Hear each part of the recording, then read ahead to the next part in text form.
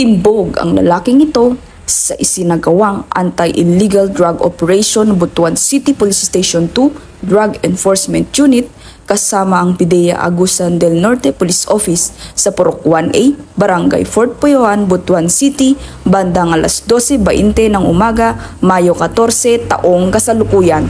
Kinilala ang naaresto na si alias Yanyan, isang street-level individual, 29 taong gulang at naninirahan sa Purok 7, Amakan, Barangay Fort Puyohan, Butuan City. Nakumpiska mula sa kanya ang shabu na may tinatayang timbang na 5 gramo na nagkakahalaga ng 34,000 pesos at pinag-iinala ang tuyong marijuana na may tinatayang timbang na 1 gramo na nagkakahalaga ng 120 pesos. Bago ang pag-aresto, pinaalam sa suspect ang kanyang mga karapatan sa ilalim ng Miranda Doctrine at Anti-Torture Warning.